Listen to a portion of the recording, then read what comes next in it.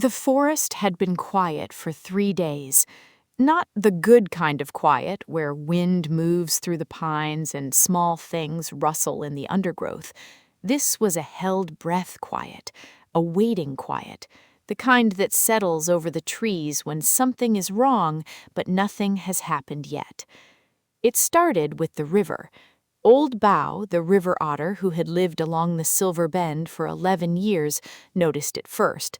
The water had slowed, not stopped, but slowed, the way a river slows before it gives up entirely.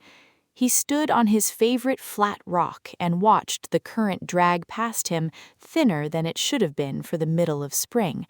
Somewhere upstream, something was blocking the flow. He said nothing to anyone. He simply began to walk. The path along the riverbank was familiar to him, every root, every muddy curve, every shallow crossing where the stones shone copper in the afternoon light. But as he moved upstream, the familiar became strange. The banks grew narrower. The mud on either side had dried and cracked into gray tiles. And then, around a long bend shaded by an arch of old willows, he found it. A dam. Not a beaver dam. Those were neat, purposeful things, woven with care. This was a collapse. A dead oak had fallen across the river at its narrowest point, dragging with it a tangle of branches and stones and packed earth, and the water had done the rest, filling in every gap until barely a trickle passed through. The river upstream had swelled into a still, spreading pond. Downstream, it was dying. Old Bow sat with this for a long moment. Then he heard the wing beats. She came low and fast over the treetops, a gray heron, long and angular, her wings beating the air with slow authority. She had been hunting the Silver Bend for as long as Bow had lived there, and she landed on a high branch above the dam with the composure of someone arriving at a meeting she had called herself. Her name, though she had never offered it, was Sable.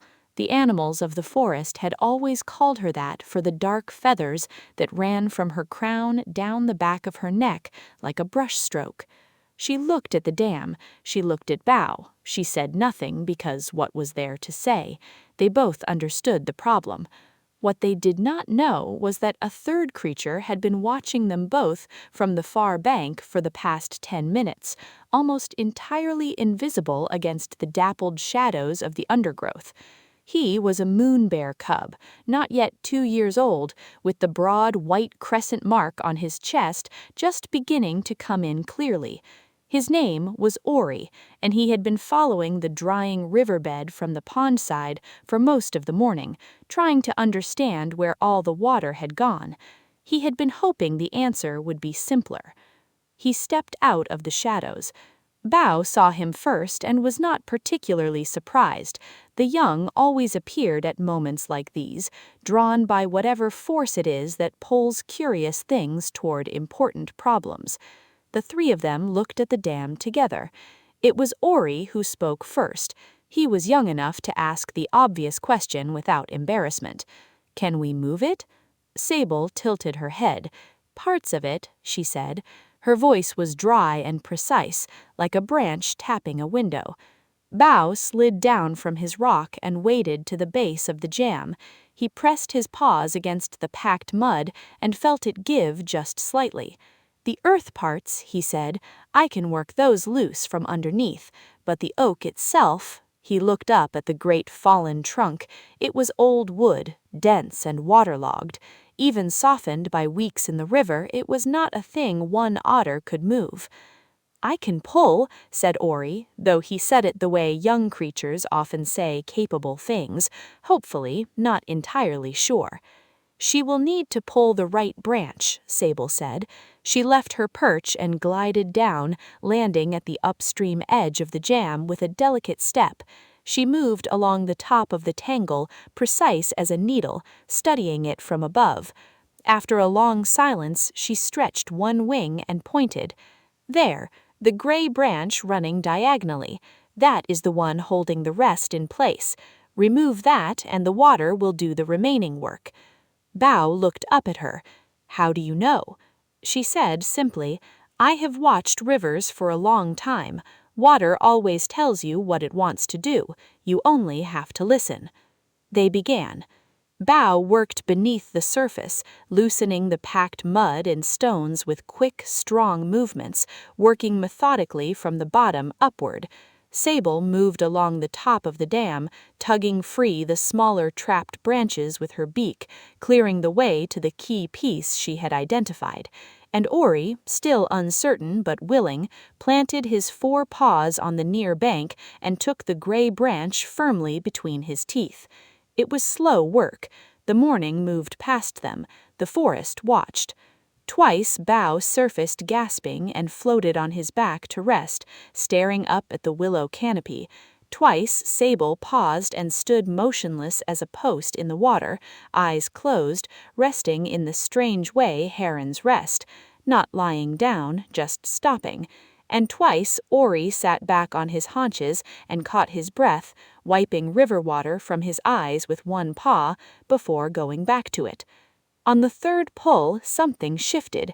It was a sound more than a movement, a deep woody groan from somewhere inside the tangle, followed by a soft rush of water finding new space to fill. Ori stumbled backwards as the branch came free. Bao dove clear. Sable lifted off the top of the dam in 1 smooth wingbeat and rose above the willows. And the river remembered what it was supposed to do. The water pushed through the gap slowly at first, then with growing confidence, then all at once, a clean, urgent surge that swept the remaining debris sideways and left the channel open. Within minutes, the sound of running water had returned to the silver bend. Bao could hear it from the bank where he had dragged himself, wet and thoroughly tired. The current ran clear over the copper stones. Ori stood at the edge and watched it, his white chest mark bright in the afternoon sun. After a while, Sable descended and landed nearby. The 3 of them were quiet together for a long moment, that particular kind of quiet that is full rather than empty, the kind that comes after something has been done and done right. "Will it happen again?" Ori asked. Sable looked downstream, where the river was already spreading itself back into its banks. Trees fall, rivers change, things block and then unblock. That is what rivers do. "Then someone will have to notice again," Ori said. "Yes," said Bao from his flat rock, already settling back into his rightful place. "Someone always does." The forest, which had been holding its breath for 3 days, slowly let it go. By evening, the frogs had returned to the shallows. By nightfall, the water was running under the stars the way water is meant to run, with purpose and without stopping, and with a sound like everything being right again.